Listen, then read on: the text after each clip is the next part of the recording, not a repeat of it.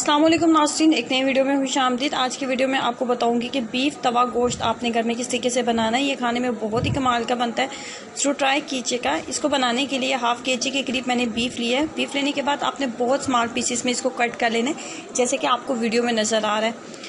Half kg के करीब beef लेने के बाद इसके अंदर सबसे पहले ऐड कर देंगे एक मीडियम साइज़ का प्याज। मीडियम साइज़ का प्याज ऐड करने के बाद 5 से 6 अदद आपने लेनी है दरमियाने साइज़ की सब्ज़ मिर्चें, वो ऐड कर दें।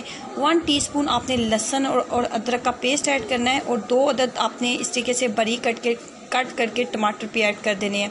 तमाम चीज़ें ऐड करने के बाद इसके अंदर मसाले ऐड कर लेते हैं, जिसमें सबसे पहले मैं डालूँगी मोटी लाल कुटी हुई सुरख मिर्च 1 टीस्पून। उसके बाद हल्दी डालूँगी हाफ़ टी स्पून और उसके बाद नमक आप अपने टेस्ट के अकॉर्डिंग एडजस्ट कर लें। मैंने हाफ़ टी स्पून के करीब डाला है।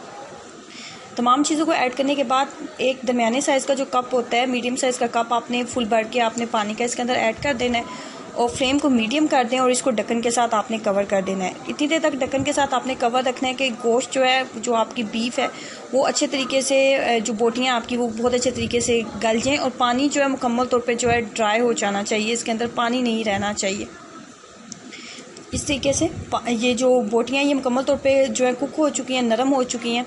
और उसके बाद हमने इसके अंदर 3 से 4 खाने के चम्मच हमने इसके अंदर घी ऐड कर देना है। अगर देसी घी आपके पास मौजूद है तो वो ऐड कर लें, मक्खन ऐड कर सकते हो या फिर नॉर्मली जो भी आपके पास घी मौजूद है उसको आप इस्तेमाल कर लें। देसी घी या मक्खन के साथ आप बनाओगे तो इसका टेस्ट बहुत ही लाजवाब बनेगा।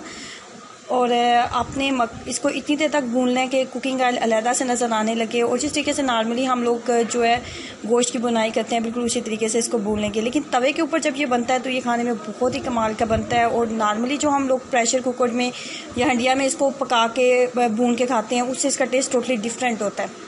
और पराठे के साथ अगर आप नाश्ते में इसको बनाते हैं तो ये खाने में बहुत ही मज़ेदार लगता है। सो ट्राई कीजिएगा और अपना एक्सपीरियंस मेरे साथ ज़रूर शेयर करें। वीडियो अच्छी लगी है तो लाइक करना और चैनल को सब्सक्राइब करना मत भूलें। अल्लाह हाफिज़।